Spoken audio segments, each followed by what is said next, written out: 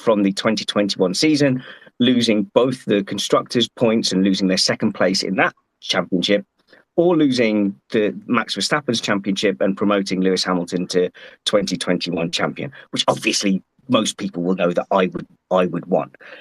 But I'm going to disagree with what I would want slightly, because Red Bull are, if guilty at all, by even a penny, or if they're guilty all the way up to the 5%, are open to the full range of those penalties. So they could have gone over by a penny and get Verstappen's championship stripped. That's completely within the realms of the agreement within the cost cap. They could be 7 million over and get a public reprimand. That is also within the spectrum of it. And this is where I start to kind of go, I would want them to do a walk of shame, naked through the streets of Westeros, and have all titles stripped from them. But in any law situation, in any criminal situation, in any sporting situation, you gauge what risk you're willing to take against the punishment that is up against you. So let's say they exceeded it through malice, or they exceeded it through risk, or they exceeded it through, we'll probably only get a little bit of a punishment if we go a little bit over. They've decided to take that risk. Everyone listening to this doesn't go at exactly the speed limit. Most people say, oh, well, we can add 10%, or do you know what? The 70% speed limit is only because of the fuel restrictions during the war. So I can go 85 because I'm a safe driver. Everyone takes that risk reward because they go, well, the chances of getting caught are low.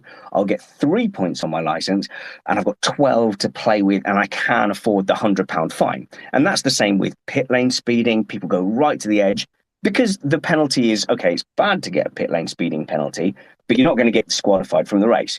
If you got disqualified for speeding in the pit lane, you would go 10 miles an hour under, probably, to make sure you definitely did it.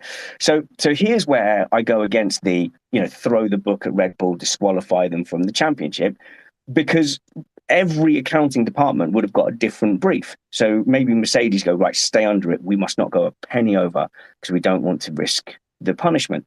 But maybe Red Bull have gone with, do you know what? Let's push it to the limit. Let's push the definitions. Let's maximize every grey area so that we've got room for all those upgrades post Silverstone that Mercedes couldn't have. And if we get caught out, we will argue that, well, we only went over a little bit, so take the Constructors' Championship from us. Oh, woe is me. We've lost the Constructors' Championship that we don't care about. Am I making some sense with that broad point? I think the core problem is everybody takes a risk reward with the rules, but the rules and the punishment in this case were not clearly defined. Yeah, I really agree with everything you said there, Spaz. I want to just bring in a comment from Emanuele, and I'm terrible with surnames, but so he's Italian, so tell me whether you think this sounds right. Lecce, or it wouldn't be Lecce, would it? Emanuele Lecce. Anyway, he says, there's a point you guys haven't brought up yet. It's very non-linear what X amount of overspending produces in terms of a competitive result. For example, you'll decide you overspend early, and that way you steepen your development curve and bring a new front wing to race 6. Whereas another competitor who has a gentler development slope to spend within the cap delays by one race and then loses race 6. The morale's up in the cheating team, even if they haven't overspent yet, because they know they're fully prepared to, and then it multiplies. So I think I tend to agree with that as well. It's a real tricky thing to unpick, and it's really difficult to know exactly what advantages people have got and what's been baked in for the future. But I think I agree with you. I mean, I'm in two minds.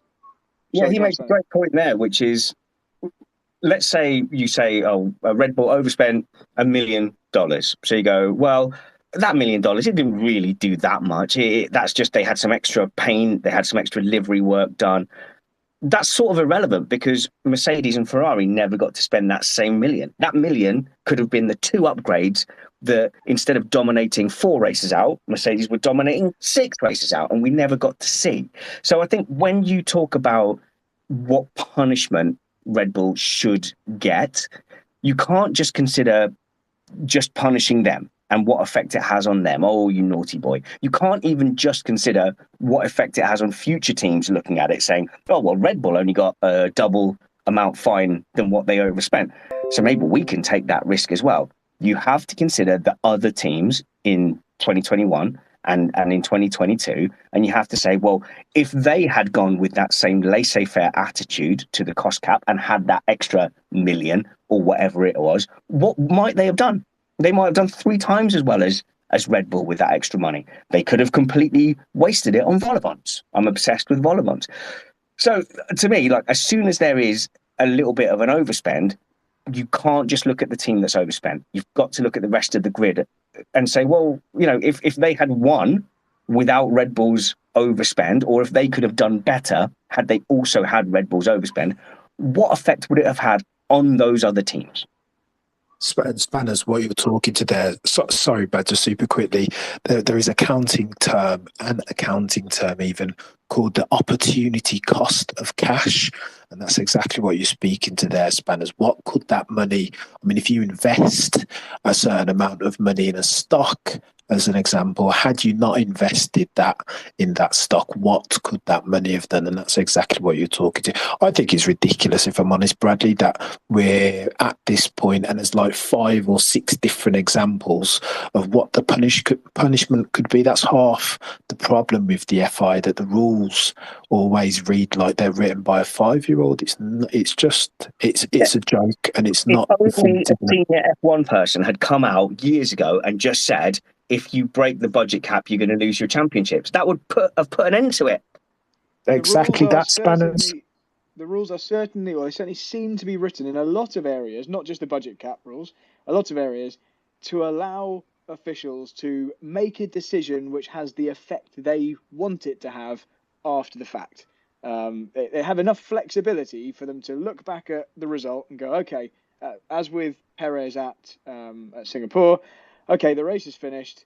Now, if we award a 5-second penalty, did he build up enough of a gap? Yes. Okay, so we can give him a 5-second penalty. Maybe if he built up 10 seconds, we could have given him a 10-second penalty, because all we're trying to do is appear to be penalising whilst not actually changing the result, if it's a result that we're happy with. Matt has something to say. Go for it. Yeah, well, Adam McDonald has brought up to me that Red Bull is not just in a minor overspend breach. They were also deemed to have been in a procedural breach, which is late submission, failing to submit, failing to cooperate, delaying, impeding, submitting something inaccurate or incomplete, failed to inform staff, failed to keep their user inventory up to date. And that likely ties in with this. But the reason I wanted to bring that up is because in making this decision about the penalties, the panel will be required to take into account aggravating and mitigating factors. Any element of bad faith, dishonesty, willful concealment, or fraud is an aggravating element. Multiple breaches in the same reporting period, which was all last year, is an element. How much you breach it by is an element. Failure to cooperate is also an element. So I find it very likely, just comparing those two lists, that there will be aggravating factors for Red Bull in this decision. And there should be. I think it's the line they're going to try and tread is punish them as much as they can get away with without Red Bull actually quitting the sport. Anything less, and I think you just invite anarchy into these rules. That said, I do feel like with regard to these financial regulations, and I'm not a finance expert, but as far as going through them, they seem to have thought of a lot of these possibilities ahead of time and provided for them to be considered by the people who are doing the deciding. So that plus working with that plus offering that avenue. And again, I go back to the Red Bull had the chance to ask all along, is this acceptable? The fact that they never did so, to me, it makes it hard to think that some of these other aggravating factors aren't at play in what's going on right now. Bradley, I was going to say, Bradley, if I could. Brad, I was just going to say very quickly, I'd love to, like a bit of devil's advocate playing. If I could flip the question on its head of us slightly, can we not argue that, again, if you put your team principal cap on for a second, that you'd be incentivized to overspend with the potential punishments being so punitive. You've got this acceptance breach agreement, similar to a thing that Ferrari got the other year when they were doing something very dodgy with their fuel. Aren't you incentivized as a team principal to overspend to anywhere? And again, 1.8 million is what I'm hearing was the overspend. Wasn't Horner, Wolff and the rest almost incentivized? Shouldn't they have been overspending if the rules and regulations around potential punishment are so punitive and woolly? So can I challenge a couple of things there? So by punitive, we mean punishment, right? I'm not an expert with words. But with the Ferrari situation, not only did they not have a championship to retrospectively lose and have taken away from them, actually that punishment was pretty severe. They lost performance in a season where they were potentially in a championship. Like, you saw their power just drop off a cliff, and then they were nowhere for 2 more seasons. So if there was a secret agreement, some sort of punitive secret agreement, secret punishment for Red Bull, we would only know about it by some mysterious lack of performance going into, with the rest of this season and then next season. But I think people will be really, really reluctant to let go of the 2021 season. If all of this extra money led to extra performance, which clearly Mercedes and Red Bull and Hamilton have very publicly said they feel that Red Bull had more performance, more upgrades, and that they were stopped by the budget cap from bringing more performance post Silverstone, that happened. That isn't something where you can just go, oh, do you know what? It's too much hassle. It's too much hassle. We can't go back and change it now because it would look bad and it would be a fuss. I think in this particular situation, it would be too hard to let that go. They might not have done anything fundamental to cheat in 2021. But if they did, if they broke those financial rules and gained an advantage that their opposition were denied, then it's going to be much harder to let that 2021 season go. Obviously, Ferrari didn't have a championship to have taken away from them. I think you are more likely to play fast and loose with regulations like this if you're in a position where you feel like you're being looked upon preferentially by the people making those penalty decisions.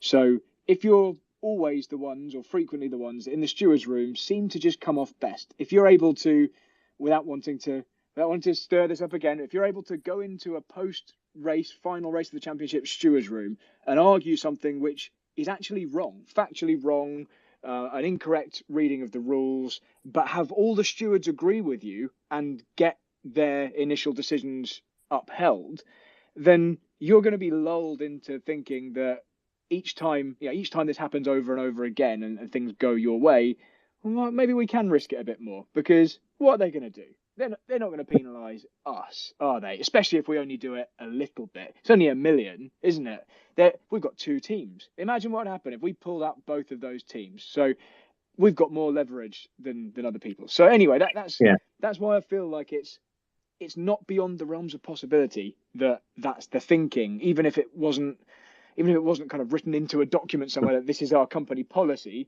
I think you get into a culture of that if that's the situation that keeps playing out. I may have a simpler solution, and I think this is the last thing that I want to say, and thank you very much for hosting this, Brad. Maybe I'll leave the last guest to comment to Matt. But there might be a simpler solution, which is early in the season, did Red Bull perhaps look at the Mercedes car, look at the Mercedes performance, and simply conclude that on their current development path, they weren't going to win the championship? So if they knew that sticking within the budget cap and sticking within the upgrades that they could afford with the budget cap, they were already going to lose the drivers' championship that they wanted, why not take a shot to nothing? Why not have a free roll of the dice that you can push the financial limits and see what happens? And look, they have been found to have spent more than they were allowed to, and they did just win that driver championship. The alternative might have been don't spend the extra money and definitely lose. So from a gambler's point of view, maybe they made exactly the right choice. Matt, have you got something to say? No, I think Red Bull have positioned themselves as always being very aggressive with their interpretation of rules. So I think to a certain extent, this can't come as a surprise. But I do feel like the problem for Red Bull is that the way these rules are written, that kind of aggressiveness is going to work to their disfavor. And more to the point, that bet is ultimately not paying off for both fans of Red Bull, fans of Max, and fans of other teams. Because it's just going to be endless arguing about what was fair and what wasn't fair, and very little focusing on the fact that Max actually drove really well this season. So yeah, they got the title they wanted, but I'm not sure in hindsight the cost was really worth it. And we are going to wrap up in just a moment because I think all of us on the panel have evening duties that we need to attend to. I need to go and cook some dinner for my fiance, who has been out hard at work all day whilst I've been working from home. I want to just say one last thing which occurred to me today, which is that we're all up in arms about a potential overspend from Red Bull, which is, I think, justifiably if it's proven to be anything significant. Yet, just for a perspective, we've had forever in Formula One up until this last year, where teams would be able to spend whatever they could afford, whether that was very small or massive amounts of money. So we've never until now been in a situation where spending was remotely fair between teams. So it's interesting to me that now we've codified this as you're not allowed to spend more than someone else.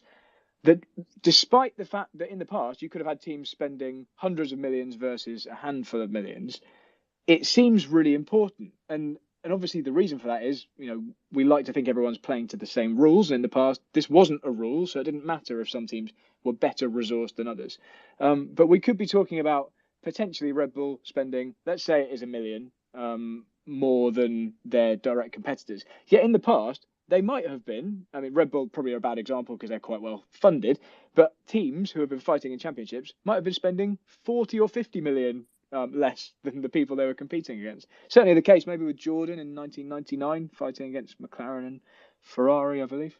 If anyone's got anything to say about that, feel free to have a final point. But if you guys haven't, I'm going to call this space a day and thank my panelists. Oh, Cameron does have a hand up, so let's maybe give the last word to Cameron. Yeah, thanks for that, Brad. I was just going to say super quickly, Matt's far too nice and reminds me a lot of Toto Wolff with that last stanza.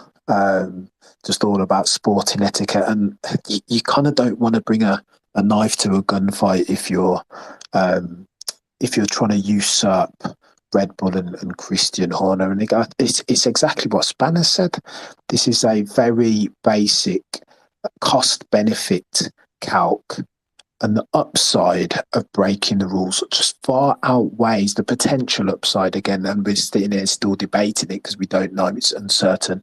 But the potential downside is far outweighed by the potential upside. And that's what we're seeing in real time. But Six Space, Brad, thanks again for letting me waffle along. And thanks to all the panelists. Thanks, Spanish, for co-hosting, and for Matt for dropping in as well. Gives a lot of credibility, and we've got proper media people joining the space. Cheers, Brad. Let's do it again sometime. Thanks, everyone, and we'll await the outcome.